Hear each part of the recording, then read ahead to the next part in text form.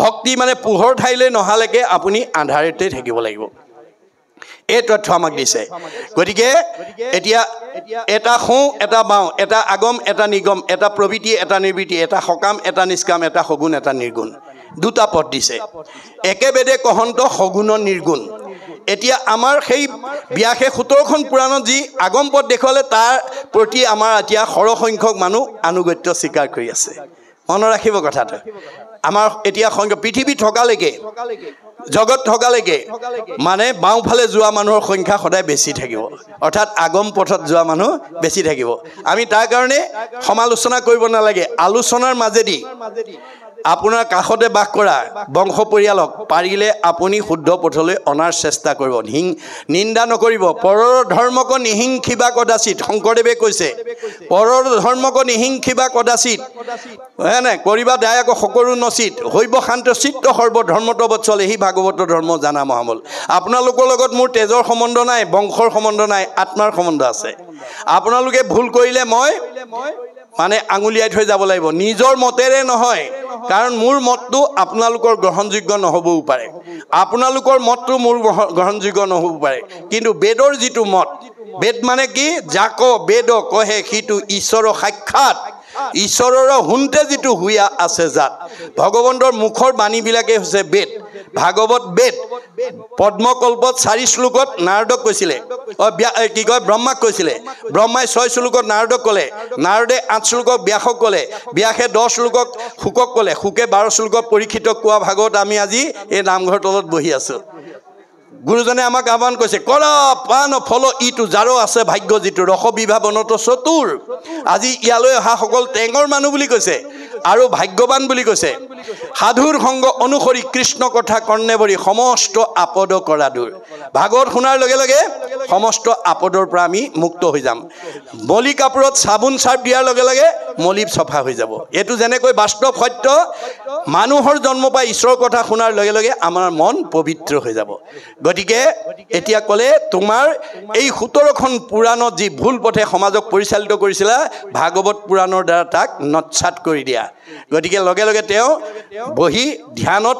দেখা পালে সেই কথা আৰু ভাগৱত ৰচনা কৰি এই জগতৰ লোকসকলক আজি উদ্ধাৰ কৰা পথ দি থৈ গৈছে এই ভাগৱত শুনিলে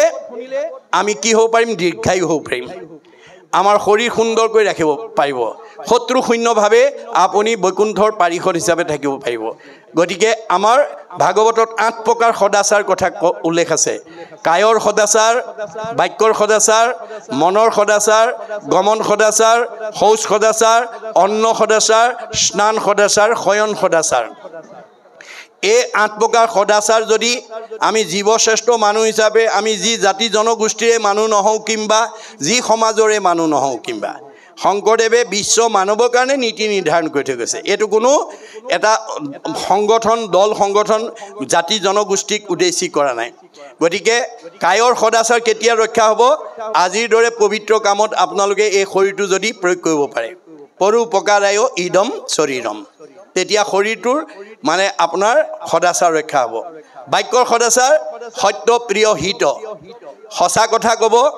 সঁচা কথা কওঁতে শুনিবলৈ ভাল পোৱাকৈ ক'বা আৰু আনৰ উপকাৰ কৰাকৈ ক'ব আমাৰ কথাবিলাক ক'ব নজনাৰ কাৰণে বহুত অসুবিধা হৈ যায় গাঁৱৰে মানুহ এজন মানুহ বা এগৰাকী মানুহে ওচৰৰ মানুহ ঘৰত চাহ তামোল খাবলৈ গৈ এনেকুৱা কথা লগাই থৈ আহিলে অহাৰ পিছতে হয় স্বামী স্ত্ৰীৰ মাজত কাজিয়া লাগিছে নহয় ককাই ভাইৰ লগত লাগিছে নহয় সীমা ঘৰীয়াৰ লগত লাগিছে আপুনি কৈ অহা কথাৰ কাৰণে যদি পৰিয়ালটোত যদি কাজিয়া লাগি অপকাৰ হ'বলগীয়া হয় কোৱাজনৰ কি হ'ব পাপায় পৰপীড়নম আপুনি কথা কৈ অহাৰ কাৰণে যদি আনৰ অপকাৰ হয় তেতিয়ালে কোৱাজনৰ পাপ হ'ব পাপ হোৱাৰ লগে লগে আপোনাৰ জীৱনলৈ দুখ দুৰ্গতি নামি আহিব আয়ুস কাটি দিব আপুনি 100 বছৰ ভোগ কৰিবলৈ নাপায় কথা লগোৱা স্বভাৱ আছে যদি আজি ইয়াতে এৰিব দেই কথা লগাই কাৰোবাক কাজিয়া কৰিব পাৰিব কিন্তু আপোনাৰ আয়ুস ভগৱানে কাটি দিব আপোনাৰ পাপ হ'ব আপুনি জীৱনত দুখ দুৰ্গতি ভোগ কৰিব লাগিব এই কথা আমাক ভাগৱতে শিকাই আছে দেই সত্য প্ৰিয় হিত উপকাৰ হোৱা কথা ক'ব আপুনি ল'ৰাটোকে কওক বা ছোৱালীজনীকে কওক বা ঘৰখনকে কওক পৰিয়ালকে কওক সমাজতে কওক বা অনুষ্ঠানতে কওক প্ৰতিষ্ঠানতে কওক আপুনি কোৱা কথাটোৰে আনৰ উপকাৰ হ'ব লাগিব, তেতিয়া আপোনাৰ পুণ্য হ'ব। পুণ্য হ'লে আপুনি সুখ ভোগ কৰিব পাৰিব, আয়ুস বাঢ়িব আৰু আপোনাৰ মন সদায় আনন্দত থাকিব, উন্নতিৰ পথত অগ্ৰসৰ হ'ব। এই তথ্য আমাক দিছে।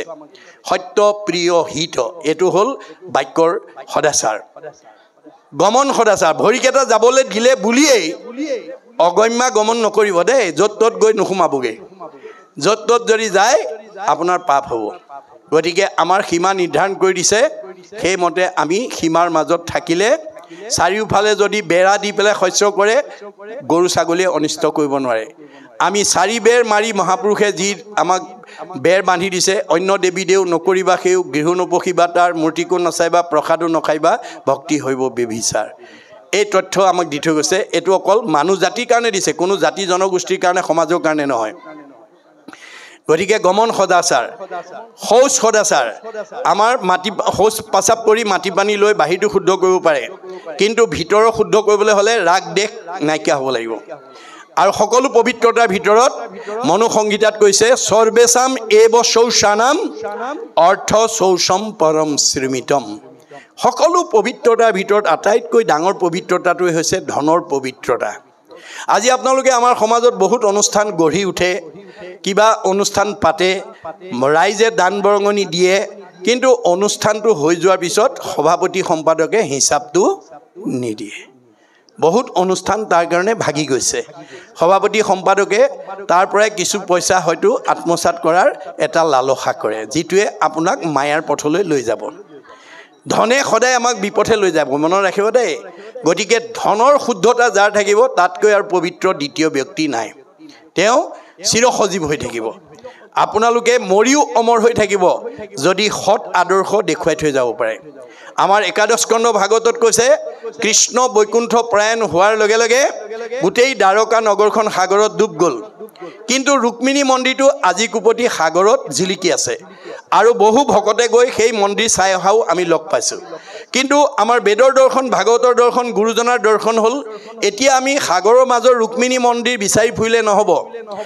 কপহুৱা গাঁৱত জন্মগ্ৰহণ কৰি গাঁওখনৰ কাৰণে, সমাজখনৰ কাৰণে, উঠি অহা প্ৰজন্মৰ কাৰণে, অনুষ্ঠানৰ কাৰণে, প্ৰতিষ্ঠানৰ কাৰণে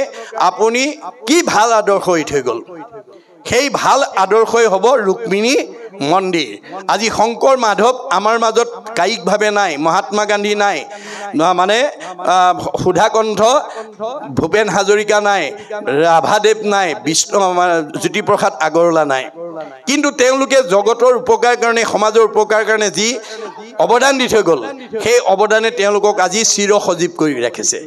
আজি সকলোৱে তেওঁলোকক আজি মৰাৰ পিছতো স্বীকাৰ কৰি আছে। গতিকে এইটোৱে হ'ব ৰুক্মিণী মন্দিৰ, যাতে আমি এটা সৎ আদৰ্শ যাতে সমাজখনত দি থৈ যাব পাৰোঁ। আপোনাৰ কপহুৱা গাঁৱৰ ধনী মানুহঘৰৰ আটাইতকৈ যিখন ধনী মানুহ, আপোনাৰ কপহুৱা গাঁৱৰ মানুহে জানিব আপোনালোকৰ গাঁৱৰ ভিতৰত আটাইতকৈ ধনী মানুহ কোন। সেই ধনী মানুহঘৰে যদি আপোনাৰ গাঁওখনৰ উঠি অহা প্ৰজন্মক জ্ঞানৰ ক্ষেত্ৰত আগবঢ়াই নিবৰ কাৰণে নামঘৰৰ কাষতে মই নিজা খৰচত এটা লাইব্ৰেৰী বনাই দিম, আৰু গাঁৱৰ সকলো যুৱক যুৱতীয়ে তাতে অধ্যয়ন কৰি জ্ঞান অৰ্জন কৰিব পাৰিব। এইবুলি যদি, মই উদাহৰণে দিছোঁ দেই, আপোনালোকৰ কপহুৱা গাঁৱৰ আটাইতকৈ ধনী মানুহ এজনে যদি এটা লাইব্ৰেৰী প্ৰতিষ্ঠা কৰি থৈ যায়, সেই লাইব্ৰেৰী প্ৰতিষ্ঠা কৰাজন তেওঁ 100 বছৰ বা 110 বছৰ পিছত গুচি যাব, কিন্তু এই গাঁওখন থকালৈকে, নামঘৰটো থকালৈকে আৰু সেই লাইব্ৰেৰীটো থকালৈকে তেওঁৰ নাম সদায় লৈ থাকিব। এইটোৱে হৈছে ৰুক্মিণী মন্দিৰ, মৰিও অমৰ হৈ থকাৰ যিটো আদৰ্শ, সেই আদৰ্শ যাতে আমি এৰি থৈ যাব পাৰোঁ, ভাগৱত শ্ৰৱণ কৰি এই জ্ঞানখিনি আমি লৈ যাব পাৰিম। আৰু কৃষ্ণ থকা ঘৰ এখনত বাস কৰিব লাগিব। পুৱা গধূলি আপোনালোকে ধূপ ধূনা জ্বলাবলৈ নাপাহৰিব। হৰি গুণনাম শ্ৰৱণ কীৰ্তন ভজিও হৰিচৰণ, মনুষ্য হুই বাৰু এহি মানে মাত্ৰ জানা নিজ প্ৰয়োজন। চাৰিমুঠি জীৱৰ ভিতৰত আমি যে মানুহৰ জন্ম পালোঁ, আমি পুৱা গধূলি নিতৌ ভগৱানক সেৱা পূজা কৰিব লাগিব। এইটো আমাৰ মানুহৰ ধৰ্ম। গতিকে আমাৰ প্ৰত্যেকৰ ঘৰতে গুৰুগৃহ অকণমান থাকিব লাগে, উপাসনা কৰা ঠাই অকণমান। কাৰোবাৰ, মই ভবা নাই কপহুৱা গাঁৱত কাৰোবাৰ গৃহত নাই বুলি। যদি আজি তাৰিখত কাৰোবাৰ নাই, তেতিয়া অহাকালিৰ পৰা আপোনালোকে ভিতৰতে অকণমান আছুতীয়াকৈ আৰবে দি হ'লেও, গুণমালা কীৰ্তন ঘোষা এখন থৈ হ'লেও আপুনি ল'ৰা ছোৱালীকেইটাক লগত লৈ পুৱা গধূলি ধূপ ধূনা জ্বলাই তাতে ঈশ্বৰ উপাসনা কৰিব, প্ৰাৰ্থনা এটা গাব। আৰু ভগৱানক ক'ব প্ৰভু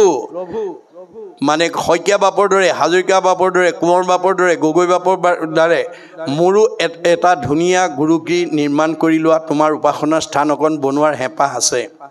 পিছে এইকেইটা অভাৱৰ কাৰণে মই পৰা নাই কৃপা কৰি মোক মনৰ বাঞ্ছাটো পূৰ্ণ কৰিব বছ যাদৃশী ভাৱনা জৈস্য সিদ্ধি ভৱতি তাদৃশী হ'ব তুমি যেতিয়া ভাবিলা মই তোমাক খুব কম সময়ৰ ভিতৰতে তোমাৰ সেই মনৰ বাঞ্ছা পূৰ্ণ কৰি দিম এয়াই হৈছে ভগৱন্তৰ মহিমা দেই আপুনি যি গুণত বিচাৰিব সেই গুণৰ কাম কৰি দিব আমাৰ ভাগৱতে কৈছে গুণনাম অনুসৰি বেকত হুৱন্ত হৰি সুমৰন্ত যেই জীৱা ভাৱে সেই ভাৱে ভকতৰ পূৰ্ণ কৰি মনকাম ঈশ্বৰ নামৰ প্ৰভাৱে ভগৱতৰ নামৰ মহিমা আছে ই ক্ৰিয়া কৰে আমাক কিন্তু আপুনি ল'ব লাগিব আপুনিহে জানে কি সমস্যাত পৰিছে আপুনি সমস্যাত পৰি যদি ভগৱানক একান্ত মনে কয় প্ৰভু মোৰ এই বিপদৰ পৰা তুমি উদ্ধাৰ নকৰিলে আৰু কৰোতা নাই লগে লগে অব্যক্ত ঈশ্বৰ হৰি জাত পৰে নাহি নাহি পৰম পুৰুষ ভগৱান এই ভক্তজনে লৈলে নাম পূৰ্ণ কৰি মনকাম অন্তৰতে দেই সমিধান যদিও ভগৱন্ত অব্যক্ত অদৃশ্য নিৰাকাৰ নিৰ্গুণ অব্যক্ত আপুনি হৃদয়ত ব্যক্ত হৈ যাব আৰু কৈ দিব কাৰ ওচৰলৈ গ'লে আপোনাৰ সমস্যাটো সমাধান হ'ব অথবা প্ৰতিনিধি পঠাই দিব ব্যাসৰ ওচৰলৈ নাৰদক পঠিওৱাৰ দৰে প্ৰতিনিধি পঠাই দিব এয়াই হৈছে ভগৱন্তৰ নামৰ মহিমা যি গুণত বিচাৰে আমাৰ তিনিটা গুণ আছে মনত ৰাখিব দেই সত ৰজ তম তিনিটা গুণত আমাৰ মানুহে ভগৱন্তক বিচাৰে কিছুমানে তম গুণত বিচাৰে কিছুমানে ৰজ গুণত বিচাৰে কিছুমানে সৎ গুণত বিচাৰে আচলতে আমি কোনটো গুণত বিচাৰিব লাগে আমাৰ ভাগৱতে কৈছে ৰজু তমো গুণে নেই বিষয়ক সত্য গুণে বুদ্ধি ভৈলে তৰে সংসাৰক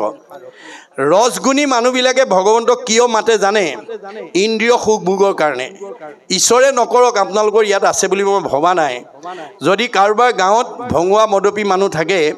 তেওঁলোকে ৰাতিপুৱা সাৰ পোৱাৰ লগে লগে হাত দুখন বুকলৈ নি কয় প্ৰভু মোক এচিলিম খুৱাবা আৰু ভঙুৱাজনে কয় দেই মদপীজনে কয় এগিলাচ খুৱাবা আৰু এতিয়া ভগৱানে কয় হ'ব তই ৰাতিপুৱাই যেতিয়া দৰখাস্ত দিলি মই অনুমোদন জনাই দিছোঁ ভাত খাবলৈকে নাপাবি তথাপি তোক মদ বা ভাং এচিলি মই খুৱামি আৰু মদ ভাং খোৱা মানুহে ভাতেই নাখাব কিন্তু মদ বা ভাং খাবলৈ সি পায় সি কাৰণ দৰখাস্তখন ৰাতিপুৱাই দিয়ে কাৰণ আমি ৰাতিপুৱাই দৰখাস্তটো ভগৱানক দিব লাগে সেইকাৰণে আমাৰ সদাচাৰৰ ভিতৰত শয়ন সদাচাৰো এটা অন্যতম সদাচাৰ যে আমাৰ বহুত মানুহে শুবও নাজানে উঠিবও নাজানে আমাৰ শুব নজনা উঠিব নজনা মানুহৰ সংখ্যাই এতিয়া আমাৰ সমাজত বেছি টোপনি ধৰিলে পেট ভৰাই ভাত খাই গৈ কোমল বিচনা পায় এতিয়া গৰম দিনত লেপ তুলি লৈ একদম শুই দিয়ে আৰু তেনেকুৱা অভ্যাস আছে যে এৰিব দেই শুবলৈ যাওঁতে কেনেকৈ আমি শুব লাগে মাধৱদেৱে কৈছে দুঃস্বপ্নৰ নাশন ইটো মাধৱ নাম দুষ্ট গ্ৰহ ভয় বিনাশন পৰম সম্পদৰ ৰূপ জানি মাধৱৰ নাম সৰ্বদাই কৰিও কীৰ্তন আমি সদায় শুবলৈ যাওঁতে ভগৱানৰ 1000 এফাকি নাম ঘোষাৰ 1000 এফাকি ঘোষাৰ ভিতৰত এফাকি ঘোষা হৈ গাই যদি শুৱে তেতিয়াহ'লে দুষ্ট গ্ৰহৰ প্ৰতিক্ৰিয়াই আপোনাক বেয়া সপোন দেখুৱাব নোৱাৰে বেয়া অসুবিধা আপোনাৰ নাহে এয়া আমাক মহাপুৰুষে কৈছে কেতিয়াবা আপোনাৰ পাৰিবাৰিক জীৱনৰ দুখ দুৰ্গতিয়ে বা সামাজিক বা ককাই ভাইৰ মাজত বা স্বামী স্ত্ৰীৰ মাজত কিবা সংঘাতে এনেকুৱা প্ৰতিক্ৰিয়া কৰে যে আপুনি বিচনাত পৰি ছাতি পুতি কৰি থাকে বহুত সময়লৈকে টোপনি নাহে তেনেকুৱা দুৰ্দিন যদি কাৰোবাৰ জীৱনলৈ নামি আহে আপুনি যিমান ঘোষা মুখস্থ আছে যিমান কীৰ্তন মুখস্থ আছে যিমান বৰগীত মুখস্থ আছে যিমান দিহানাম মুখস্থ আছে আপুনি গাবলৈ যত্ন কৰক তৎক্ষণাৎ চাউণ্ড স্লিপ আহি যাব এয়া গুৰুজনাৰ দৰ্শন আমাৰ বহুত মানুহ উঠিবও নাজানে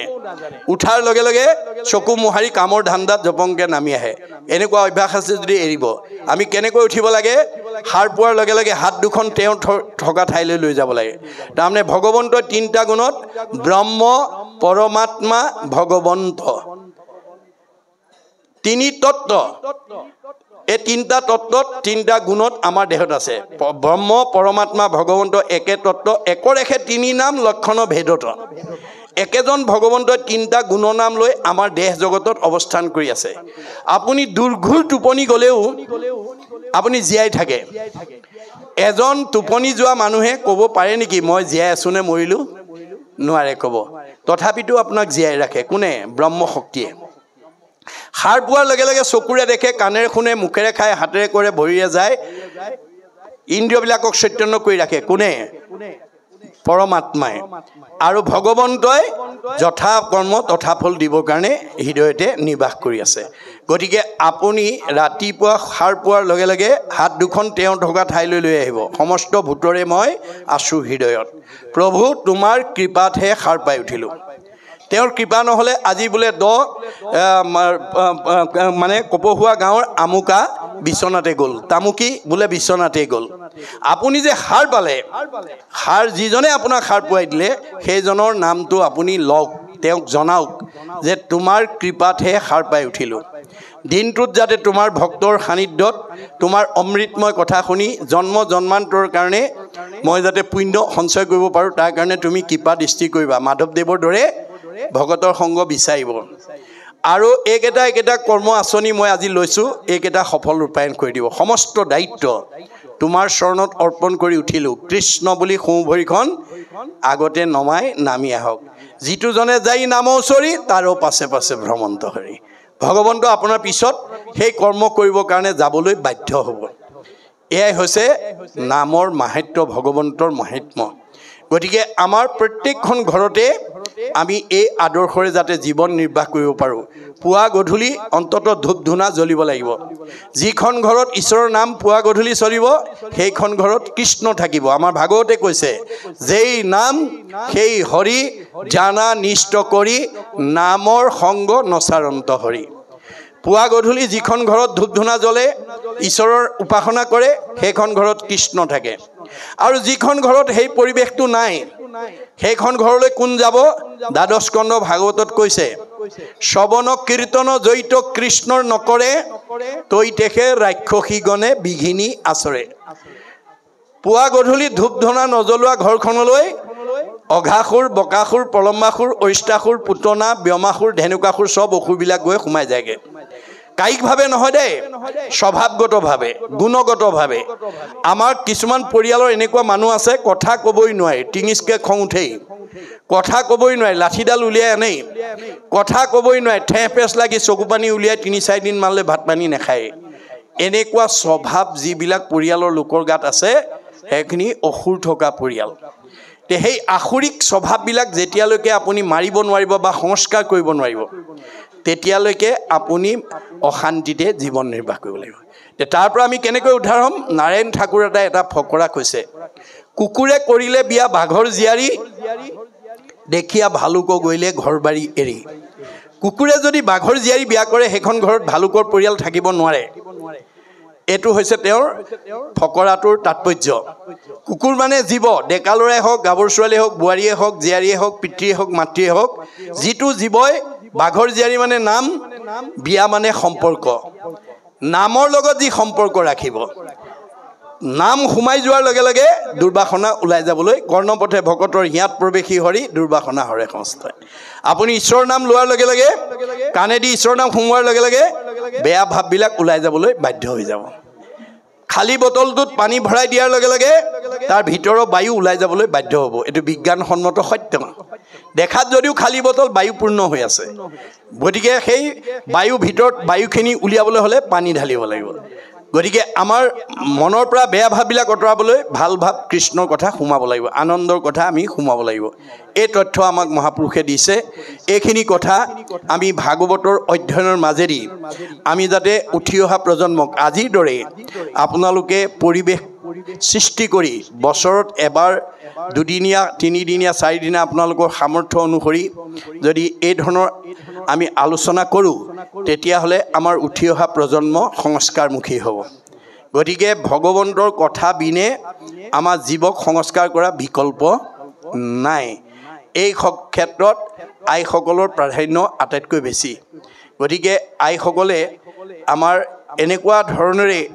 পৰিয়ালটোক আগুৱাই নিয়াৰ ক্ষেত্ৰত ভূমিকা ল'ব লাগিব যিটো ভূমিকাই আপোনাক তিনি কালৰ কথা ক'ব পৰা যোগ্যতা অৰ্জন কৰিব। এনেকুৱা উদাহৰণ মহাপুৰুষে আমাক দেখুৱাই থৈ গৈছে যে আইসকল যদি ভক্তিমন্ত হৈ যায়, ঈশ্বৰৰ প্ৰতি শ্ৰদ্ধাশীল হৈ যায়, তেতিয়াহ'লে তেওঁৰ লগতে সেই ঘৰখনৰ সকলো জীৱৰ চতুৰ্বৰ্গ সাধন কৰে আৰু তিনি কালৰ কথা ক'ব পৰা যোগ্যতা তেওঁ অৰ্জন কৰে। এই উদাহৰণ আমাক কোনে দিছে? সাবিত্ৰী সতীয়ে। সাবিত্ৰী সতীয়ে সতীত্ব গুণৰ প্ৰভাৱত তিনি কালৰ কথা ক'ব পাৰিছিল, তিনি কালৰ কথা ক'ব পাৰিছিল। গতিকে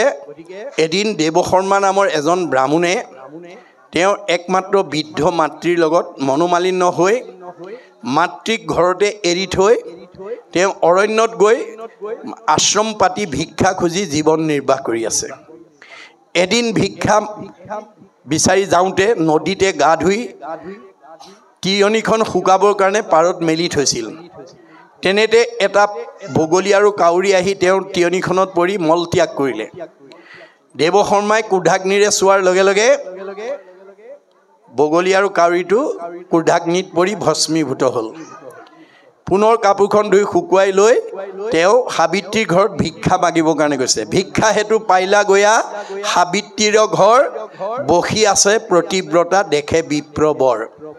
বহি থকা অৱস্থাত দেখিলে, দেখি পেলাই তেওঁ মানে ভিক্ষা মাগিবলৈ যাওঁতে বহি আছে। প্ৰতিব্ৰতা নাৰীত ভিক্ষা খোজে বিপ্ৰ বৰ, নিজ স্বামী ভ্ৰমণান্তে আহে নিজ ঘৰ। যিটো সময়ত তেওঁ ভিক্ষাৰ জুলুঙা লৈ সাবিত্ৰীৰ দুৱাৰ মুখত থিয় হৈছে, একেটা সময়তে স্বামী প্ৰবাসৰ পৰা আহি ঘৰৰ ভিতৰত সোমাইছে। সাবিত্ৰীৰ দুটা অৱস্থাৰ সন্মুখীন হৈছে। ভিক্ষাৰী আহি দুৱাৰ মুখত ৰৈছে আৰু স্বামী প্ৰবাসৰ পৰা আহিছে। মনত ৰাখিব, বহুত দূৰৰ পৰা ভ্ৰমণ কৰি তেওঁ খোজকাঢ়ি আহি ঘৰ সোমাইছে। এতিয়া স্বামীয়ে ভাবিলে মই স্বামীৰ শুশ্ৰূষাটো আগতে কৰোঁ। এই বুলি স্বামী দেখি প্ৰতিব্ৰতা লৈয়া আসন বহিবাক লাগি পাছে কৰিলা অৰ্পণ। আসন এখন আনি বহিবলৈ দিলে। দিয়াৰ পিছত দ্বিতীয় কাৰ্যসূচী কি লৈছে? তেওঁ যিহেতু বহুত দূৰ খোজকাঢ়ি আহিছে, ভৰি বিষ হৈ আহিছে, ভৰি বিষটো উপশম কৰিবৰ কাৰণে তাতো পাছে উষ্ণ পানী লৈয়া সাদৰে স্বামীৰ চৰণ ধৌত কৰে ধীৰে ধীৰে। তাৰমানে গৰম পানী লৈ ভৰিকেইটা ধুৱাই দিছে। মই এঠাইত তেনেকৈ কওঁতে এজন বুঢ়াই উঠি পেলাই ক'লে, বাপ আমাৰ গৰাকীয়ে গৰম পানীয়ে ধোৱাওক চাৰি, এই মানে ভদিয়া নামৰ পৰা পাঠৰ পৰা যোৱা দেৰি হ'লে দুৱাৰেই খুলি নিদিয়ে। মই বোলো আপোনাৰ আইগৰাকীৰ পৰা গৰম পানী পাবলৈ হ'লে আপুনি ভাগৱত ব্যাখ্যা অনুষ্ঠান, ধৰ্মালোচনী অনুষ্ঠানলৈ আইগৰাকীক পঠাব আৰু এই মহিয়সী নাৰীসকলৰ আদৰ্শৰে অনুপ্ৰাণিত নহ'লে আপুনি গৰম পানী বিচাৰি নাপাব। এহিমতে স্বামী সেৱা কৰি তাত পৰ, ভিক্ষা দিবে লাগি সতী আখিলা সতৰ। এই ধৰণে স্বামী শুশ্ৰূষা কৰি ভিক্ষা দিবৰ কাৰণে তেওঁ লৰালৰিকৈ ওলাই আহিছে, অৱহেলা কৰা নাই। কিন্তু অলপ পলম হ'ল। বিলম্ব হৈয়া দেখি সেহি ব্ৰহ্মচাৰী, কৰিলন্ত মহাক্ৰুদ্ধ সাবিত্ৰী উপৰি। গতিকে পলম হোৱা দেখি মোক অৱহেলা কৰিছে বুলি তেওঁক ক্ৰোধাগ্নিৰে চালে। তেওঁ ভাবিলে এওঁকো এসেকা দিওঁ। কিন্তু তেওঁ খং দেখি হাঁহি হাঁহি প্ৰতিব্ৰতা বুলিলা বচন, আমাকো বায়স নাহি কৰিবা হা জ্ঞান। হেৰা বিপ্ৰ, তুমি আকৌ মোক সেই চৰাইহাল বুলি নাভাবিবা দেই। ক্ৰুদ্ধ কৰি মাৰি আছা বিহংগ যুগল, ৰোষ পৰিহাৰ কৰা বিপ্ৰৰ নন্দন। তুমি খং কৰি চৰাইহাল মাৰি আহিছা আৰু সেই খঙে মোক প্ৰতিক্ৰিয়া কৰিব পাৰিম বুলি ভাবিছা। তোমাৰ খঙে মোক প্ৰতিক্ৰিয়া কৰিব নোৱাৰা। ব্ৰাহ্মণটো আচৰিত খাই গ'ল। মই চৰাইহাল মাৰিছোঁ নদীৰ পাৰত, সাবিত্ৰী আছে ঘৰত বহি, কেনেকৈ জানিলে? তেওঁ কৌতূহল ভাৱটো হ'ল, কিন্তু সুধিবলৈ সাহস নকৰিলে। ভিক্ষা লৈয়া সেহি বিপ্ৰে চলিলা আশ্ৰম, ভক্ষণ কৰিয়া পাছে কৰিলা গমন। লৰালৈকে ভিক্ষামুঠি নি ৰান্ধি বাঢ়ি খাই আকৌ সাবিত্ৰীৰ গুৰিত কথাটো উদঘাটন কৰিবৰ কাৰণে উভতি আহিছে। সাবিত্ৰীয়ে দেখিয়ে গম পাইছে, নাই মানে বিপ্ৰক দেখিয়া সতী দিলে ক আসন, সবিনয়ে সাবিত্ৰীক বুলিলা বচন। অৱজ্ঞা কৰা নাই, আহা বহা বুলি পেলাই ধুনীয়াকৈ আসনখন দিয়াত এইবাৰ তেওঁ বৰ সাৱলীলভাৱে কৈছে, হেৰা সাবিত্ৰী, বিহংগ মাৰিলোঁ মই বহু দূৰান্তৰে, কি মতে জানিলা তুমি আপোন অন্তৰে? মইতো চৰাইহাল বহুত দূৰত মাৰি থৈ আহিছিলোঁ, তুমি ঘৰতে বহি কেনেকৈ জানিলা? তেতিয়া সাবিত্ৰীয়ে কৈছে, বিপ্ৰ মই কেনেকৈ জানো শুনা, দিনে ৰাতি কৰোঁ মই প্ৰতি শুশ্ৰূষণ, সিকাৰণে জানো মই সকলো ঘটন। মই দৈনন্দিন জীৱনত স্বামী ভক্তি কৰি থকা পুণ্যৰ বলত মই দৈনন্দিন ঘটনাৰ কথা ক'ব পাৰোঁ। অকল সিমানেই নহয়, কহিব সকলো পাৰো স্বামী সেৱা ফলে ত্ৰিকালৰ ঘটনা মই জানো অন্তৰে স্বামী সেৱাৰ পুণ্যৰ বলত মই তিনিকালৰ কথা ক'ব পাৰোঁ তুমি একমাত্ৰ বৃদ্ধ মাতৃৰ লগত মনোমালিন্য হৈ মাতৃক অকলশৰীয়া কৰি এৰি তুমি আশ্ৰমত ভিক্ষা মাগি আনন্দৰে ৰৈ আছা কিন্তু আমাৰ ভগৱন্তই কৈছে যিটো পিতৃ মাতৃ জন্মিলেকো দেহ পুখিলেকো অনুদিন শতেক বৎসৰে সিটো পুত্ৰে তাৰ খুজিবে নপাৰে ঋণ যি পিতৃ মাতৃয়ে জন্মদিন আমাক বিশ্ব সংসাৰ দেখালে আমি মানৱ জীৱনৰ 100টা বছৰ তেওঁলোকৰ ধাৰ পৰিশোধ কৰিব নোৱাৰোঁ তেনেস্থলত বৃদ্ধ পিতৃ মাতৃ গুৰু বন্ধুজন নুপুষে পিতৃ পুত্ৰক নিশ্বাস কাৰণতে জীৱনতে থাকোঁতে জানিবা সিটো মৃতক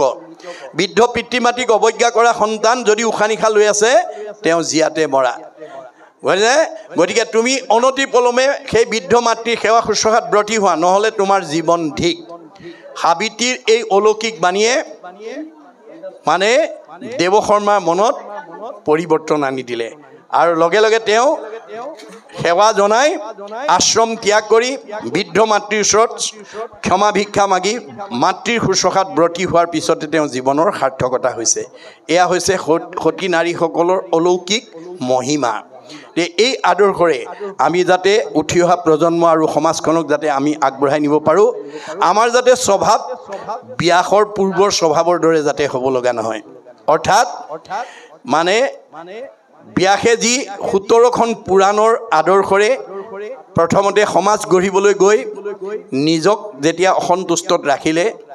নাৰদৰ দৰে জ্ঞানীৰ জ্ঞানৰ উপলব্ধি কৰি যেতিয়া ভাগৱত পুৰাণ ৰচনা কৰিলে তেতিয়া তেওঁৰ সেই সমস্যাৰ পৰা মুক্ত হ'ল অৰ্থাৎ আজি আমাৰ সমাজত বহুতে ব্যাসৰ সেই 17খন পুৰাণৰ যিটো আগম মত সেই মতত আমাৰ বহুত সমাজ পৰিচালিত হৈ আছে আমাৰ একে বেদে কহন্ত সগুণ নিৰ্গুণ বুলি কৈছে একখন বেদে সগুণ আৰু নিৰ্গুণ দুইটাই কৈছে গতিকে সগুণ বেদৰ যিটো মত হে মতে কি কৈছে হে জীৱশ্ৰেষ্ঠ মানুহ তোমালোক এই পৃথিৱীলৈ মানুহ নামৰ উপাধি লৈ অহাৰ লগে লগে তোমালোক 5টা ধাৰত ধৰুৱা হৈ আহিব লগা হৈছে এই 5টা ধাৰ পৰিশোধ কৰিবৰ কাৰণে তোমালোকে প্ৰত্যেক দিনে পঞ্চযজ্ঞ কৰিব লাগিব কি কি যজ্ঞ কৰিব লাগিব ঋষি যজ্ঞং দেৱ যজ্ঞং ভূত যজ্ঞং সৰ্বদা নিহ যজ্ঞ পিতৃ যজ্ঞস্য যথা শক্তি ন হাফয়েত এই 5টা যজ্ঞ ঋষি যজ্ঞ বেদাদি পাঠ কৰিব লাগিব দেৱ যজ্ঞ হোম দিব লাগিব পিতৃ যজ্ঞ শ্ৰাদ্ধ দিব লাগিব ভূত যজ্ঞ বলি দিব লাগিব নিজ যজ্ঞ অতিথি সেৱা কৰিব লাগিব তেতিয়াহে আমি মানুহ নামে উপাধি লৈ অহা 5টা ধাৰৰ পৰা আমি নিজক মুক্ত কৰিব পাৰিম এয়া হ'ল বেদৰ আগম মত গুৰুজনাৰ প্ৰপন্ন শিষ্য মাধৱদেৱে আবিৰ্ভাৱ হৈ জীৱশ্ৰেষ্ঠ মানুহক উদ্দেশ্যি ক'লে হে জীৱশ্ৰেষ্ঠ মানুহ বেদৰ আগমবাদে যিটো 5টা ঋণৰ কথা কৈছে এইটো সঁচা পিছে 5টা ঋণ পৰিশোধ কৰিবৰ কাৰণে যিটো পঞ্চযজ্ঞৰ কথা কৈছে সেইটো নকৰাকৈ অতি সহজে আমি 5টা ঋণৰ পৰা মুক্ত হোৱাৰ পথ আগম বেদে জনাইছে পিতৃভূত পতি দেৱ ঋষি সুহৃদৰ উপজিলে তা সম্ভাৰ ঋণী হুৱে নৰ হুমে দেৱ ঋণ খোজে তৰ্পণে ঋষিৰ বলিদানে ভূত শ্ৰাদ্ধ আদিয়ে পিতৃৰ সমভাৱে সুহৃদ খবৰ খোজে ঋণ এহিমতে ঋণী সদা ভকতিবিহীন অৰ্থাৎ আজিৰ দৰে যদি আমি ঈশ্বৰৰ কথা নুশুনো নাগাওঁ নকওঁ তেতিয়াহ'লে আমি এই 5টা যজ্ঞ কৰিব লাগিব কায় বাক্য মন কৰি নিশ্চয় যিজন মুকুন্দৰ চৰণত পখিল শৰণ তাৰ খবৰ ঋণ খোজা গৈল সমস্তৰে নকৰিও ঋণী আৰু নুহি সিটো নৰে কায় বাক্য মন একনিষ্ঠ কৰি আমাৰ সকলোৰে পিতৃ কৃষ্ণ সেইজনৰ চৰণত যদি আমি আশ্ৰয় ল'ব পাৰোঁ এই 5টা ঋণে আমাক প্ৰতিক্ৰিয়া কৰিব নোৱাৰে অৰ্জুনেও প্ৰতিবাদ কৰিছিলে তুমি চব নামতে হয় বুলি কোৱা তপ জপ যাগযজ্ঞ হোমব্ৰত মিছা নেকি তেতিয়া কৃষ্ণই হাঁহি পেলাই উত্তৰ দিছিলে আৰু হেৰা শুনা তুমি একবিনে নুসুধুই অবিদ্যা মায়াত ভিন্ন দেখি হে অৰ্জুন তুমিয়ে মই একেটাই মায়াত থকাৰ কাৰণে আমাক দুটা দুটা বুলি ভাবে মোৰ অংশ জীৱ তুমি মই আত্মা অন্তৰ্যামী এহি হেতু তুমি মই সখী তুমি মোৰ অংশ জীৱ অৰ্জুন সেইকাৰণে তুমিয়ে মই সখী গতিকে তোমাক মই সঁচা কথা কওঁ শুনা যে য'ত মানে তপ জপ যাগ যজ্ঞ হোমব্ৰতৰ প্ৰয়োজন সেই ঠাইতহে থাকিব য'ত সূৰ্যৰ পোহৰ নাথাকে ত'তহে আন্ধাৰ থাকিব সূৰ্যৰ পোহৰ থকা ঠাইত যেনেকৈ আন্ধাৰ থাকিব নোৱাৰাটো বিজ্ঞানসন্মত সত্য ঠিক তেনেকৈ যত্য নাই মূৰ নাম সূৰ্যৰ উদয় তৈতেষে প্ৰকাশে তপ জপ যজ্ঞ ছয় তাতহে তপ জপ যাগ যজ্ঞ কৰিব লাগিব মোৰ নাম থকা ঠাইত তপ জপ যজ্ঞ কৰাৰ প্ৰয়োজন নাই তথাপি প্ৰত্যয় যদি নাহিকে তোমাৰ কৰোতেবে শুনা হেৰা সত্য অংগীকাৰ তথাপিও তুমি যদি বিশ্বাস নকৰা মই শপত খাই কওঁ শুনা সত্যে সত্যে সত্যে সত্যে সত্যে নিষ্ঠা মানি সত্যে সত্যে সত্যে সত্যে সত্যে বোলো বাণী কৌটি কৌটি পাপৰ নামেষে সংঘাৰক নামবিনে নাহি সখী সংসাৰ তাৰক দশ সত্য কৰি মই দঢ়াইলো তোমাক নাসজাইবা যদি সখী নকৰা সঞ্জাত মই 10 বাৰ শপত খাই তোমাক সঁচা কথা ক'লো তুমি যদি বিশ্বাস নকৰা তুমি নিজেই মানে বিপথে যাবা এই দুখে মোক স্পৰ্শ কৰিব নোৱাৰে গতিকে এই তথ্য আমাক মহাপুৰুষে দি থৈ গৈছে গতিকে আমি কাকো সমালোচনা নকৰিব কাকো নিন্দা নকৰিব সঁচা কথাটো কৈ যাব মানিলে তৰিব নামানিলে মৰিব আন্ধাৰ পোহৰ চিৰদিন থাকিব গতিকে আমি আন্ধাৰ এৰি পোহৰলৈ আহিবৰ কাৰণেহে ভাগৱত শুনিবলৈ আহিব লাগে অৰ্থাৎ অজ্ঞানতাৰ পৰা যাতে আমি জ্ঞানৰ পোহৰ পাওঁ আমাৰ এই ক্ষেত্ৰত উঠি অহা প্ৰজন্ম অৰ্থাৎ ডেকা গাভৰুবিলাকে বেছিকৈ ভাগৱত শুনিব লাগে কাৰণ যিসকল আজি ডেকা বা গাভৰু আছে তেওঁলোকে সংসাৰ কৰিবই লাগিব সংসাৰৰ মূল উদ্দেশ্য হ'ল সতি সন্তান জন্ম দিবই লাগিব আৰু বেদে কৈছে তোমাৰ হৃদয়তে মই আছোঁ সমস্ত ভূতৰে মই আছোঁ হৃদয়ত মই হৃদয়তে আছোঁ কি কাৰণে আছোঁ যাদৃশী ভাৱনা জৈস্য সিদ্ধি ভৱতি তাদৃশী তুমি যেনেকৈ ভাবা মই তেনেকৈ তোমাৰ মনৰ ভাৱনা পৰিপূৰণ কৰিবৰ কাৰণে